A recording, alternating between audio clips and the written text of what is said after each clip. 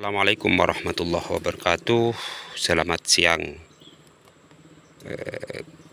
Kembali ketemu lagi dengan kami, Rafli Hakiki Channel.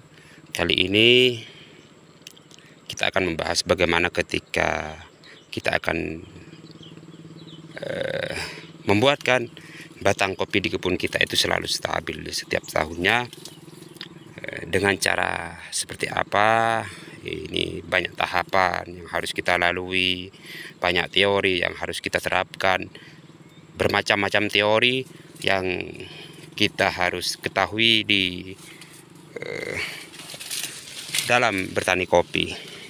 Ini sekarang kita bahas bagaimana untuk mendongkrak produktivitas di kebun kita supaya setiap tahunnya itu bisa stabil lah paling tidak. Apalagi syukur-syukur bisa jauh lebih meningkat, bisa 2 kali lipat bahkan 3 kali lipat, itu syukur bonus bagi kita. Di hadapan kami kali ini, ya monggo silahkan. Mudah-mudahan tip dari kami ini bisa bermanfaat paling tidak, meskipun hanyalah sepatah dua kata, bisa bermanfaat bagi sesama petani kopi. Di hadapan kami kali ini ada suatu batang kopi. Beginilah cara kami, beginilah trik kami ketika berkebun di daerah kami. Maka di daerah kami, khususnya di kebun kami sendiri ini, setiap tahunnya itu ya bisa dibilang stabil lah. Bisa dibilang stabil setiap tahunnya dari segi produksi. Yaitu dengan cara begini, ketika ada suatu batang kopi yang seperti ini. Diumpamakan yang ini teman-teman. Ini masih memasuki B1. Nih, dari awal titik tumbuh, dari sini awal titik tumbuh dia berbuah dari sini. Ini barusan sudah saya petik, selesai pemetikan buah kopi di kebun kami, merah kuning petikannya. Dari sini awal titik dia berbunga tahun kemarin, 1, 2, 3, 4, 5, 6, 7, 8, 9. Berarti 9 dompol. Ini masih memasuki B1. 9 dompol yang berbuah untuk tahun ini. Lalu pertanyaannya, bolehkah kita menyimpan bahan lagi yang seperti ini? Ini 1, 2, 3, 4, 5, 6. Yang ini 1, 2, 3, 4, 5, 6, 7, 8. Tidak serentak, gak jadi masalah. Bolehkah kita menyimpan ulang di sini? Di buah ini buah teman-teman. Ini tumbuh di buahnya. Dan raja, ini hikmah, kelebihannya seperti ini. Jadi tidak usah tanya ketika dia berbuah full ngatum, mampukah dia keluar bahan dari dalam buah aja, ini mampu. Nih, ini banyak teman-teman kemarinnya ini. Udah saya ambil nih bekas pengambilannya. Yang ini bekas pengambilannya entresnya kemarin nih. Seperti ini. Dan ini saya sisakan ini. Bolehkah kita penyimpanan bahan B0 di B1?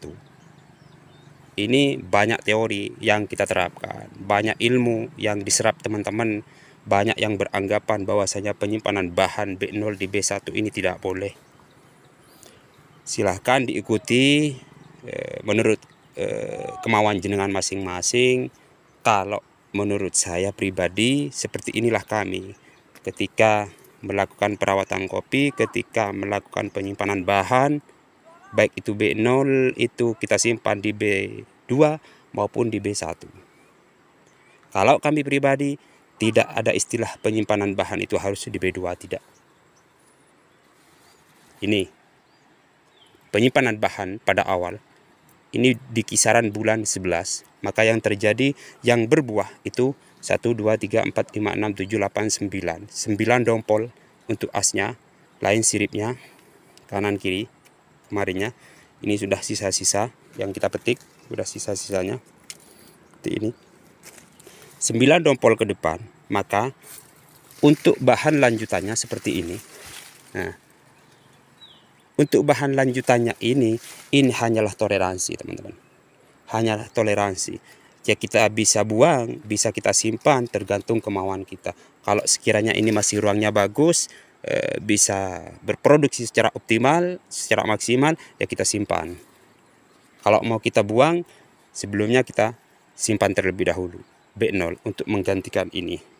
Kalau ini toleransinya ini bisa kita lanjut ke B2, maka yang ini akan berproduksi juga, paling tidak ini sisa-sisa, ditambahi nanti dengan bahan B0 yang seperti ini.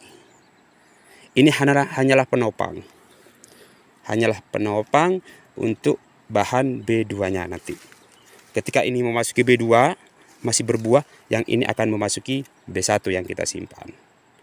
Jadi kalau trik kami seperti ini, tidak usah kita bertani ikut-ikutan harus penyimpanan bahan itu di B2, tidak. Silakan menurut kemauan jenengan masing-masing. Tuh, rata-rata seperti ini teman-teman. Ketika B1, rata-rata ini B1, kita simpan ulang, nggak jadi masalah.